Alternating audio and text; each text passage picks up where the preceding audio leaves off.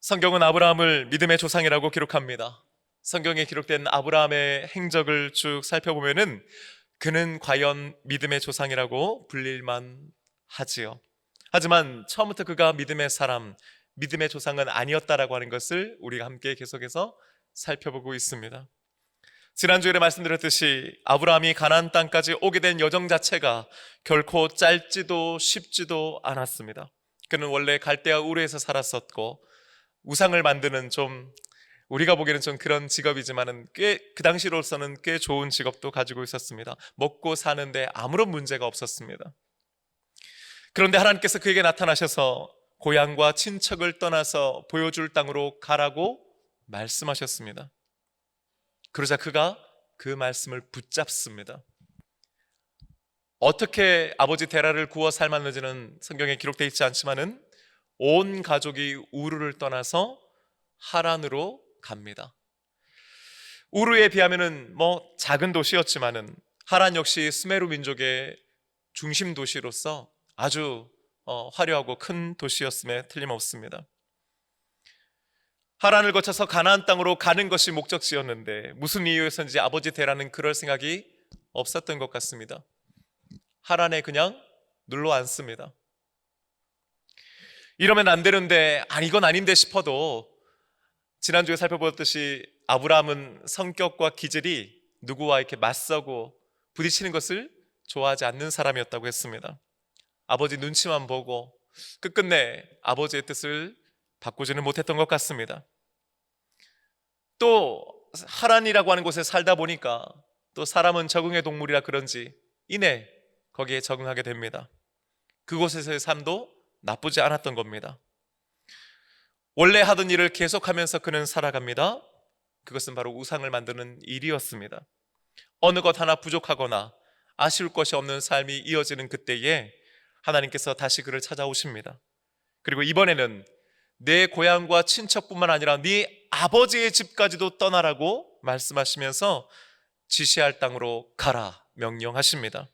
이번에는요 보다 구체적인 계획도 그에게 말씀해 주십니다. 너로 인하여 큰 민족을 이루게 될 것이다. 내 이름이 창대하게 될 것이고 너로 인해서 모든 사람은 복을 받게 될 것이다 하는 겁니다. 놀라운 것은요 이 하나님의 말씀, 이 말씀을 그가 약속으로 받았다는 겁니다. 그 말씀을 붙잡았다는 거예요. 그 말씀에 반응했다는 겁니다. 그리고 말씀 따라가기로 결정합니다. 가족들을 불러 모아놓고 아마 그는 이야기했을 것입니다. 나는 떠나겠습니다. 여러분 그때 가족들의 반응은 어땠을까요? 그래 마음 먹었으니까 해야지 그랬을까요? 한번 상상해 보십시오. 가족들은 이해할 수가 없었을 겁니다. 뜬금없이 갑자기 왜? 여기도 충분히 좋은데 이제 좀 먹고 살만하고 이제 좀 자리 잡았는데 아마 아무도 동의하지 않았을 것입니다. 아버지 데라는요 난리를 쳤을 것 같습니다. 그러고 나서는요 네 맘대로 해라 하고 그냥 팍 나가버렸을지도 모르죠. 저는 사실 아내 사례가 어떤 반응을 했을지가 너무 궁금한 거예요. 바늘 가는데 실 가고 실 가는데 바늘 가는 거라 가야지 했을까요? 아니면요 아마 그날 밤 부부싸움을 했을지도 모르죠. 하지만 이번에는요 아브라함이 물러서지를 않는 겁니다. 그는 끝내 가족들을 설득했고 재산들을 덩진해서 새로운 땅으로 출발합니다. 여러분 그것은 결코 쉬운 결정은 아니었습니다. 과정은 힘들고 고단했지만은 떠나는 그의 발걸음은 어느 때보다도 가벼웠을지도 모르지요. 하나님께서 지시하시는 땅, 주실 땅이 어떤 땅인지도 너무 궁금한 겁니다. 그리고 그 땅에서 하나님께서 약속하신 그 약속이 언제 어떻게 이루어질지도 그는 너무 궁금했습니다. 아마 저는요 이런 생각을 해봐요. 물론 그때 아브라함은 그런 찬양 안 불렀겠지만은 만약에 저였다면은 가면서 가는 내내 흥얼거렸을 것 같아요. 주와 같이 길 가는 것 한 걸음 한 걸음 하면서요 그렇게 계속해서 가는 거예요. 그런데 여러분 이어지는 말씀, 오늘의 본문 말씀은 이렇게 시작하죠. 함께 읽어봅니다. 그 땅에 기근이 들었으므로. 저는 이런 생각을 한번 해봐요. 왜 그런 거 있잖아요. 영화 보면은 막 경쾌한 음악이 나오고 주인공이 막 신나게 막 일을 잘하고 있는데 갑자기 뭐가가 꼬여가지고 삐르륵 하더니 음악 끊기고 갑자기 그 순간부터 힘들고 어려워지는 상황이 바뀌는 거 있잖아요. 지금 오늘 이 본문 말씀이 딱 그런 상황 아니겠습니까? 여러분, 여기서 말하는 그 땅이라고 하는 건 어디예요? 가나안 땅이죠? 근데 그 땅에요, 아브라함이 왜 가는 겁니까? 왜 갔습니까? 하나님께서 가라고 하셔서 간 겁니다. 그러니 그 땅은 다름 아니라 하나님께서 가라고 한 땅, 하나님께서 주시마 약속하신 땅, 하나님께서 인도하여 주셨고 하나님께서 역사하시겠다고 말씀하신 땅이었던 겁니다. 그런데 그 땅에서 어떤 일이 벌어졌어요? 기근이 들었다는 겁니다. 여러분, 기근이라고 하는 말이 뭔가 제가 사전을 찾아보니까요, 이렇게 정의하고 있어요. 흉년으로 먹을 양식이 모자라 굶주림.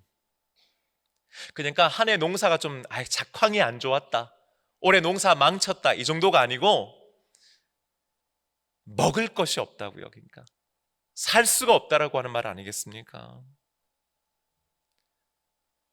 여러분, 아브라함의 입장에서는 얼마나 이게 기가 막힌 노릇이었겠습니까? 아니, 어떻게 온 땅인데요, 어떻게 여기까지 왔는데요, 이게 뭐지? 왜 이러지? 이거 큰일 났는데? 망했네? 라는 생각 여러분 하지 않았겠습니까? 하나님께서 가라고 해서 간 땅이고 하나님께서 인도해 주신 땅인데 아버지 반대 무릅쓰고 가족들을 어떻게든 설득해가지고 어렵게 여기까지 왔으면은요, 게다가 하나님께서 복 주시겠다고까지 했지 않습니까? 여러분, 그렇다면 적어도 원래 그 땅에 기근이 있었는데 아브라함이 도착하는 그 무렵에 비가 내렸어든 어떤 식으로든 그 기근이 해결됐다라고 해야 성경 말씀이 은혜롭게 진행되는 거 아닙니까? 원래는 그 땅에 힘들고 어려웠는데 안 됐는데 아브라함이 오니까 기근이 해결됐다, 이렇게 해야 맞는 거 아닙니까? 그런데요, 마치 아브라함이 오기를 기다렸다는 듯이 아브라함 도착했을 그때의 기근이 들었던 겁니다. 모르긴 몰라도요, 아브라함의 입장이 말이 아니었을 것 같습니다. 아내 눈치 당장 봤지 않겠습니까? 따라 나선 롯과 롯의 가정은 또 어떻습니까? 자기 믿고 따라온 그 많은 식솔들은 다 어떡하고요? 이거 어떡하지? 다시 돌아가야 되나? 근데 죽어도 아버지 집으로는 다시 못 돌아가는 겁니다. 왜요? 아버지하고 한바탕 하고 나왔잖아요 지금. 그렇다고 해서 심한 기근이 든 이 땅에서 계속 살아갈 것도 막막합니다. 아내와 가족들은 다 자기를 쳐다보고 있는 거예요. 어떡할 거냐는 거죠. 해결하라는 거죠. 그래서 선택한 길이 뭡니까? 이집트로 가는 겁니다. 애굽 땅으로 가는 겁니다. 왜요? 거기가 살 길이었기 때문입니다. 글로 가면 살겠다고 생각했기 때문입니다. 아브라함이 또 다시 가나안 땅 도착해가지고 짐 풀르기도 전에 안 되겠다, 여기 아닌가 보다, 좀 더 가자 해서 이집트까지 가는 겁니다. 말은 어떻게 했는지 몰라도 속은요, 속이 아니죠. 내가 이거 뭔가 잘못 들었나? 그 하나님의 음성 아니었나? 내가 뭔가 잘못한 건가? 아니면 어디서부터 뭐가 잘못된 건가? 아마 그는 수도 없이 고민하고 생각했을 것입니다. 여러분, 어디 아브라함만입니까? 우리 인생에도요, 기근이 찾아올 때가 있지 않습니까? 인생의 위기가 찾아오는 거죠. 때로는요, 우리는 그 위기의 해결책보다도 심지어 원인조차도 알지 못해서 어찌할 줄을 몰라 할 때가 우리에게 있지 않았습니까? 낙심이 될 수밖에 없지요. 혼란스러울 수밖에 없지요. 아니요, 사실 화가 날 일이지요. 하나님 말씀 의지해서 복 주신다고 하니까, 잘 된다고 하니까 그거 한번 약속 믿고 인생을 걸었던 것 아닙니까? 그 계획하심과 약속을 믿고 인도하심 받아서 여기까지 왔는데 왜 하필 기근입니까? 왜 하필 지금입니까? 이후에 우리가 말씀 통해서 살펴보겠지만은 여러분, 우리는 기억해야 합니다. 인생의 기근이 찾아오면 거기는 세 가지 이유들이 있다는 것입니다. 첫 번째, 우리 인생의 기근이 찾아오는 이유는요, 기근이 찾아왔을 때 우리가 누구인지, 우리의 기준이 무엇인지를 정확하게 알게 된다는 사실입니다. 여러분, 친구를 사귈 때 이 친구가 진짜 좋은 친구인지 아닌지를 알아보는 여러 가지 방법들이 물론 있겠지만 그 중에 하나가 배낭여행을 한번 같이 가보는 거랍니다. 하루 이틀 그냥 코스로 가이드 따라가는 것도 물론 그렇지만은 직접 친구하고 같이 짐 싸가지고 걸어서 배낭여행 다녀보면은 하루 이틀은 모르지만은 일주일 지나고 열흘만 돼도요, 한 달만 돼도요, 그 사람의 밑바닥까지도 다 알게 된다는 것 아니겠습니까? 어떤 사람인지, 어떤 선택을 하는지, 그 타고난 성품과 기질이 어떤지를 우리는 알 수 있게 된다는 거지요. 어떤 정도의 실력과 수준인지도 알게 되는 것 아니겠습니까? 좋을 때야 모릅니다. 얼마든지 좋게 할 수 있습니다. 하지만 인생의 기근이 찾아오면은 내가 누구인지, 저 사람이 누구인지, 아니 우리가 믿고 있는 하나님이 어떤 분이신지를 우리는 알게 되는 것입니다. 하나님의 말씀 따라서 가나안 땅에 왔지만은 기근 들자마자 그는 바로 이집트로 가는 사람이었습니다. 여러분, 여기서 중요한 것은 하나님께 그가 묻지 않습니다. 하나님께서도 그에게 어떻게 하라고 지침을 가르쳐 주지는 않으십니다. 그의 판단이었습니다. 왜 그가 이집트로 갔습니까? 이유는 단순합니다. 한 가지입니다. 살려고요. 근데 가다 보니까 고민이 또 되는 겁니다. 이게 진짜 사는 길인가? 진짜 이게 맞나 하는 생각을 하며 가는 거예요. 아무리 생각해도 불안한 거죠. 혹시라도 아내를 빼앗기면 어쩌지? 게다가 자기가 죽임을 당하면 어떡하지? 하는 거죠. 그렇게 불안불안해 하다가 묘수를 생각해냅니다. 그게 뭡니까? 13절 상반절에 보니까 이렇게 기록하고 있어요. 원하건대 그대는, 여기서 말하는 그대는 아내 사레예요, 나의 누이라 하라. 여러분, 사레는 누가 뭐라 그래도 아브라함의 아내지요? 하지만 지금 아브라함은요, 자신의 불안함 때문에, 아내를 빼앗길지도 모르고 죽을지도 모른다는 불안함 때문에 아내에게 거짓말을 하자고 권하는 겁니다. 그뿐 아닙니다. 이어지는 말씀 보십시다. 3절 하반절의 말씀 함께 읽겠습니다. 시작. 그러면 내가 그대로 말미암아 안전하고 내 목숨이 그대로 말미암아 보존되리라 하니라. 아멘. 여러분, 아브라함이 어떤 사람이냐? 내가 지켜줄게, 걱정하지 마, 남편만 믿어. 여러분, 그런 사람이 아니었습니다. 방금 전까지는 이거 잘못하면 아내를 빼앗기겠는데? 거기까지는 괜찮은데 그래도 내가 죽겠는데? 이런 생각하는 거예요. 그런데 이제는요, 그대로 말미암아 하는 거예요. 무슨 말입니까? 이 와중에도 아내 덕 보려고 하는 사람이에요. 자기가 어떻게 해결 못해요. 당신이 있으니까, 당신 내 누이라고 하면 사람들이 좋게 볼 테니까 그러면 당신 때문에라도 내가 덕보지 않겠냐는 거예요. 여러분, 지금 옆에 계신 남편 한번 보세요. 어디서 많이 듣던 얘기잖아요, 그죠? 평생을 이 인간은 내가 어떻게 돌봐주고 그런 거 아니에요? 여러분, 아브라함이 그런 사람이었어요. 카리스마 있는 사람 아니었어요. 실력 있는 사람, 수준 있는 사람 아니었어요. 작은 사람이었고 어떤 면에서 보면 찌질한 사람이었고 지극히 현실적인 사람이었습니다.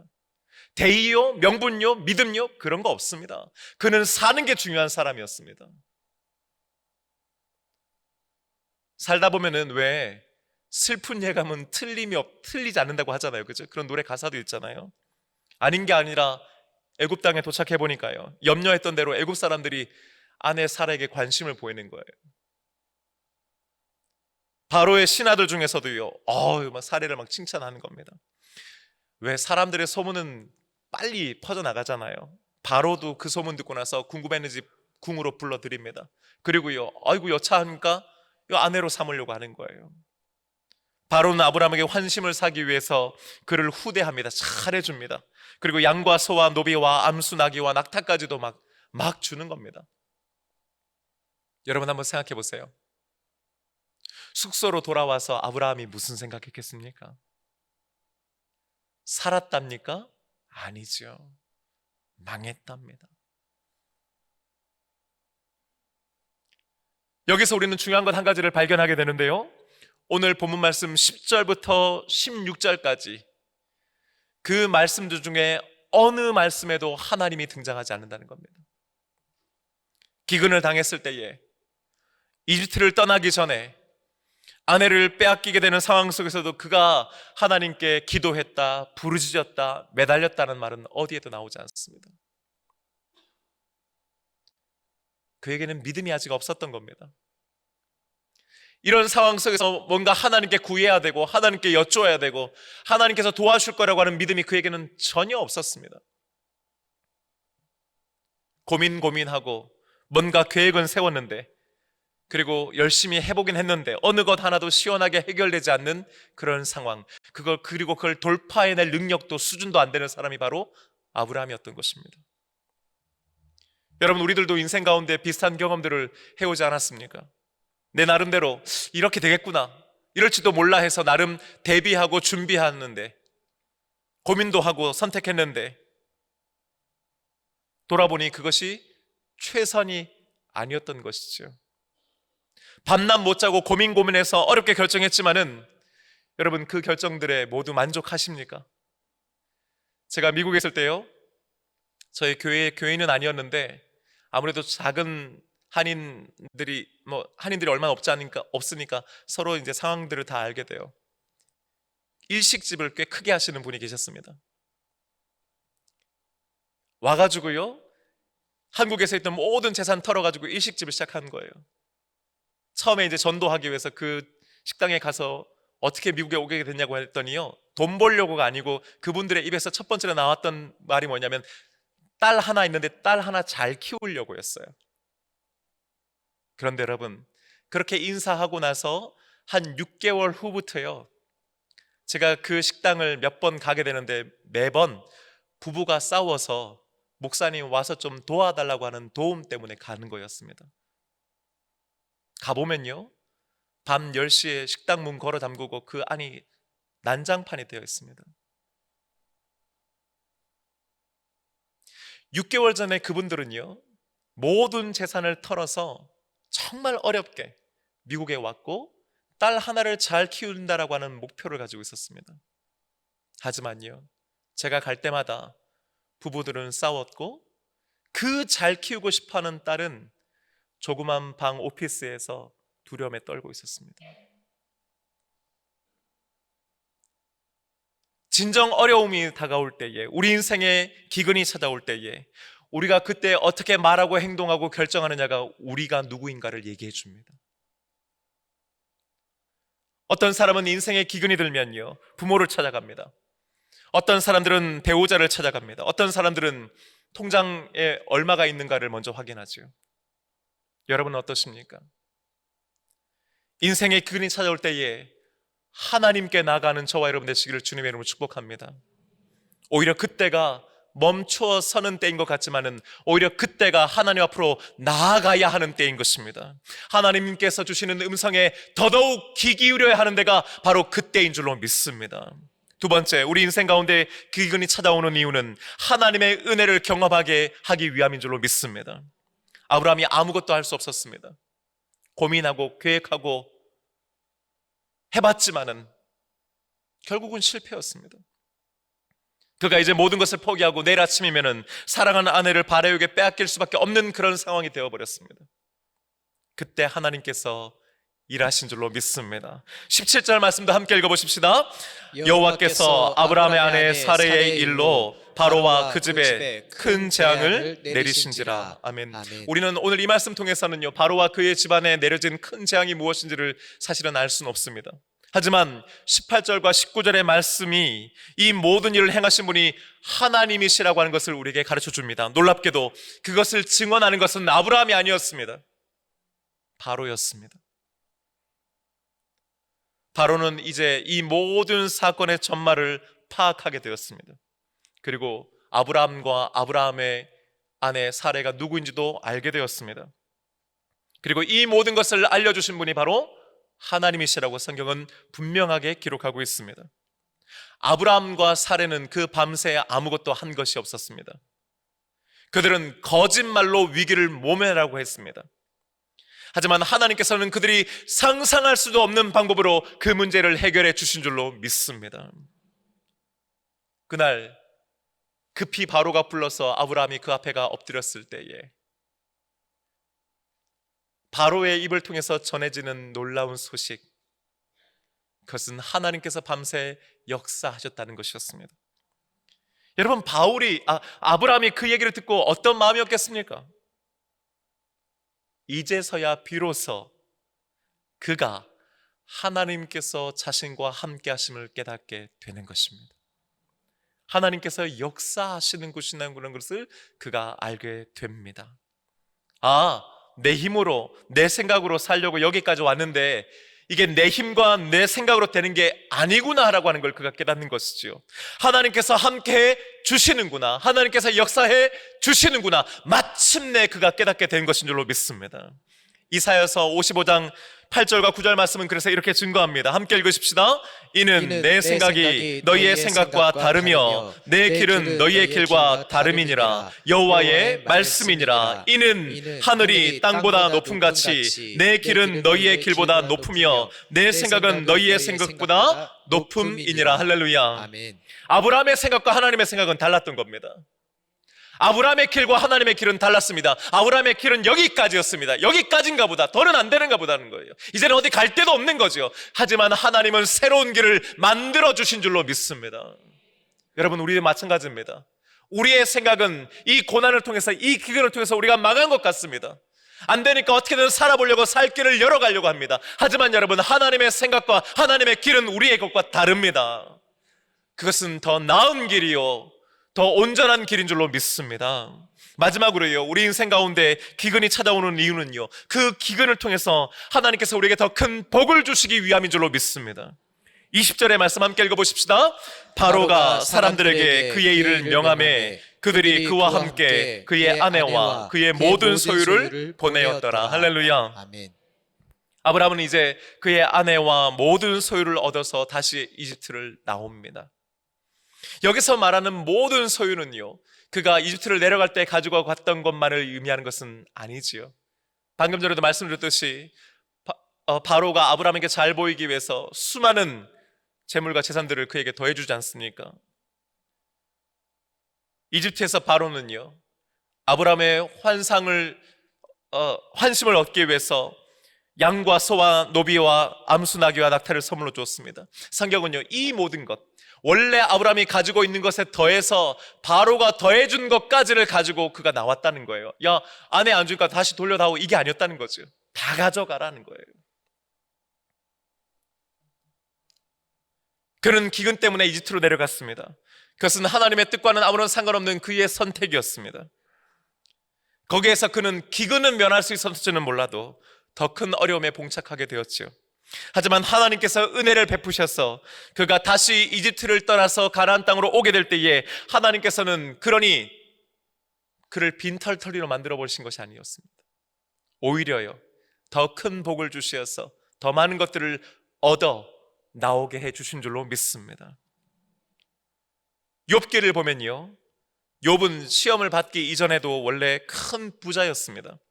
그랬던 그가 사단의 시험을 받고 가지고 있던 모든 것들을 잃게 되지요. 그는 낙심합니다. 절망합니다. 부르짖습니다. 그는 이해하지를 못합니다. 내가 뭘 잘못했습니까? 내가 왜 이런 일을 당해야 됩니까? 자신을 찾아온 친구들과 언쟁을 합니다. 하지만 여러분, 그런 가운데서도요, 끝내 마지막 순간에 그가 다시 하나님을 붙잡습니다. 그가 하나님을 바라봅니다. 나는 모릅니다. 하나님은 아십니다. 그가 고백하는 것입니다. 그래서 결론이 무엇입니까? 욥기 42장 10절 하반절의 말씀은 이렇게 증거합니다. 함께 읽겠습니다. 여호와께서 욥에게 이전 모든 소유보다 갑절이나 주신지라. 아멘. 그의 믿음이 한 번 더 단련되어지고 마침내 그가 정말 온전히 주님을 바라보게 되자 하나님은 갑절의 은혜를 더해 주신 것입니다. 12절 상반절은 또한 이렇게 증거합니다. 함께 읽겠습니다. 여호와께서 욥의 말년에 욥에게 처음보다 더 복을 주시니. 할렐루야. 사랑하는 여러분, 이 복을 받게 되시기를 주님의 이름으로 축복합니다. 처음보다 노년에 하나님의 복을 더 받는 거예요. 여러분, 세상의 이치와는 다릅니다.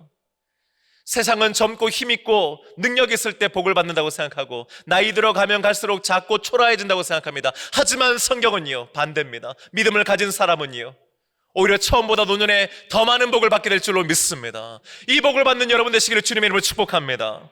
사랑하는 여러분, 우리는 하나님을 믿습니다.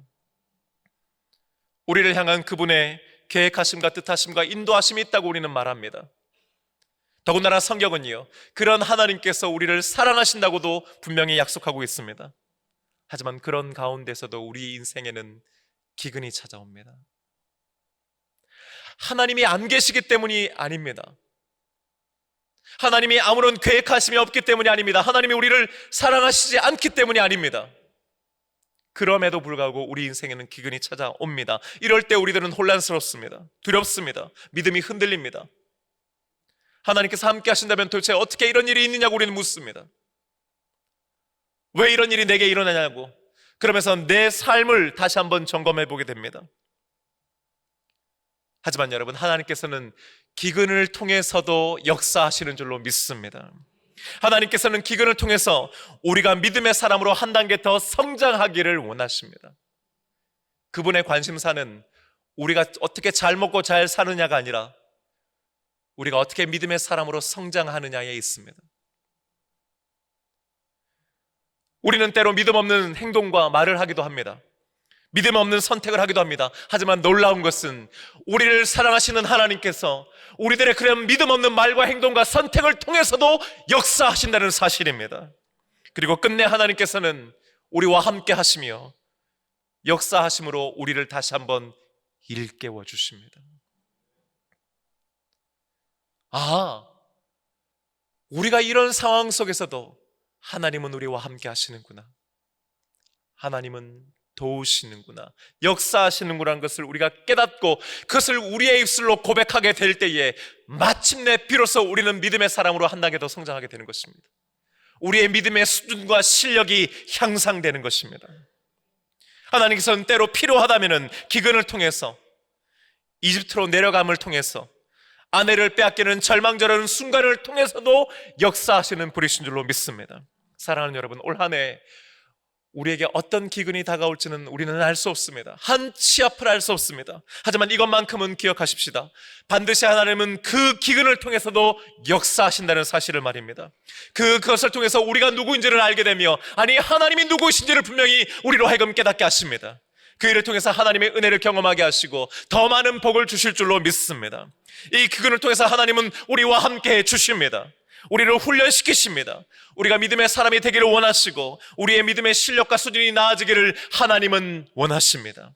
사랑하는 여러분, 아브라함처럼 자신이 고민하고 걱정하고 문제를 해결하기 위해서 노력하는 것이 아니라 올 한 해 어떻게든 말씀 붙잡고 그 말씀 따라가며 그 말씀을 힘입어, 주를 힘입어 하루하루 한 주 한 주를 살아내는 저와 여러분 되시기를 주님의 이름으로 축복합니다. 기근이 있으나 그 기근 가운데를 한가운데를 믿음으로 주를 힘입어 담대히 통과해내는 저와 여러분 되시기를 주님의 이름으로 축복합니다. 이제 우리 다 함께 자리에서 일어나셨어요. 오늘 주신 말씀과 함께 이 찬양으로 우리의 믿음을 다시 한번 다지기를 원합니다.